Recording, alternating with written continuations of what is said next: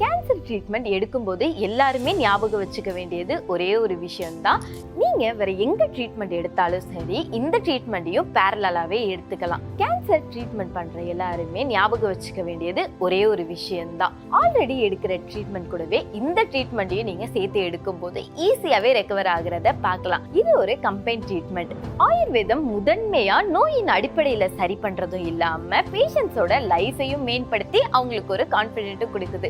மற்ற ட்ரீட்மெண்ட்ஸ் எடுக்கும்போது அந்த நோய்க்கான சிகிச்சை மட்டும்தான் கிடைக்கும். ஆனா ஆயுர்வேதம்ல ட்ரீட்மெண்ட் எடுக்கும்போது உங்களுக்கு அந்த நோயோட சிகிச்சை மட்டும் இல்லாம பேஷண்ட்ஸோட லைஃபையுமே பாத்தீங்கன்னா ஆரோக்கியமாக்குறதுனால இந்த ரெண்டுமே நம்ம ஆயுர்வேதம் ட்ரீட்மெண்ட்ல கிடைக்குது. இயர் ஆன பிறகு இந்த மாதிரி சின்ன பிரச்சனையில அவங்க எனக்கு கை வலிக்கு அப்படின்னு சொல்லி சொன்னாங்க. அதை வச்சுதான் இந்த ட்ரீட்மெண்ட்டுக்கு இப்போ வந்திருக்கோம் நாங்க.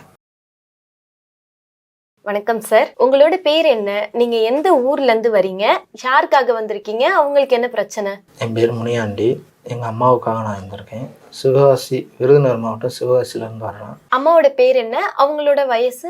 எங்க அம்மா பேர் சடச்சியம்மாள்.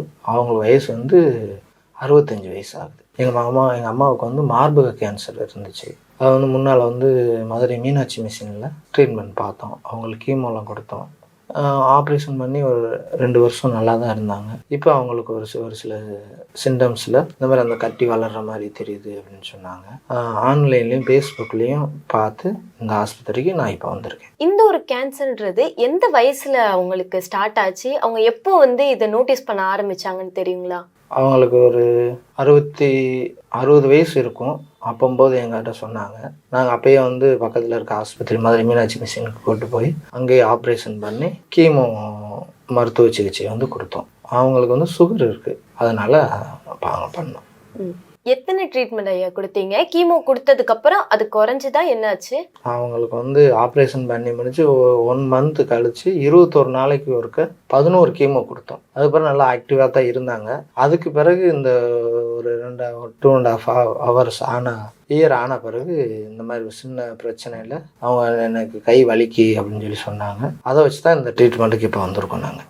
இப்போ நீங்க முதல்ல ஒரு ஹாஸ்பிட்டல் பாத்தீங்கல்ல, அங்க உள்ள டாக்டர் என்ன சொன்னாங்க? சர்ஜரி பண்ணணும்னு சொன்னாங்களா, அப்படி இல்லைன்னா கீமோவே போயிடலாம்னு சொன்னாங்களா? நீங்க அதை பத்தி என்ன யோசிச்சீங்கன்னு சொல்றீங்களா? சர்ஜரி பண்ணிட்டு கீமோ கொடுக்கணும், அதுக்கு பிறகு எலக்ட்ரிக் ஷாக் வைக்கணும்னு சொன்னாங்க.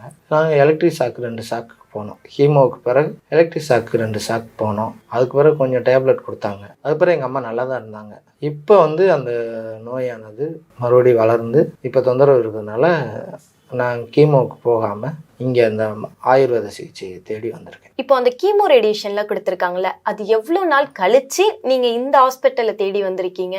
நான் ஒரு 2 வருஷம் ஆயிடுச்சு. 2 வருஷம் கழிச்சு தான் இப்போ இது ஆயுர்வேதத்துக்கு வந்திருக்கேன். எப்படி இந்த ஹாஸ்பிட்டல் கேள்விப்பட்டு வந்தீங்க? ஃபேஸ்புக் அட்வர்டைஸ்மெண்ட் மூலியமாக பார்த்தேன். சரிங்க ஐயா, ஃபேஸ்புக்கில் பார்த்து இங்கே வந்தீங்க. இங்கே உள்ள டாக்டர்ஸ்லாம் உங்களுக்காக என்ன சொன்னாங்கன்னு சொல்ல முடியுமா? இங்கே உள்ள டாக்டர்ஸ் எங்கள் அம்மாவுடைய ரிப்போர்ட் எல்லாம் பார்த்துக்கிட்டு அதுக்கு டேப்லெட் கொடுத்துருக்காங்க. அவங்க என்னென்ன சாப்பிடணும், என்னென்ன சாப்பிடக்கூடாது அப்படிங்கிறது கொஞ்சம் சொல்லியிருக்காங்க. இப்போ நான் மாத்திரை வாங்கிட்டு போகிறேன், டேப்லெட் வாங்கிட்டு போகிறேன். ஐயா, இந்த கேன்சர்ன்றது நம்மளோட மக்களுக்கு இடையில ஒரு சாதாரண விஷயம். இந்த தலைவலி மாதிரிலாம் எதுவுமே கிடையாது. இவ்வளோ பெரிய விஷயத்த எப்படி நீங்க அம்மாவை கொஞ்சம் தேத்தி நீங்களுமே இதுல இருந்து தேறி எப்படி வந்தீங்கன்னு சொல்ல முடியுமா? நான் கொஞ்சம் படிப்படியாக தான் கொஞ்சம் கஷ்டப்பட்டு அவங்கள நல்லா பராமரித்து எங்களெல்லாம் அவங்க நல்லா பார்த்துக்கிட்டாங்க.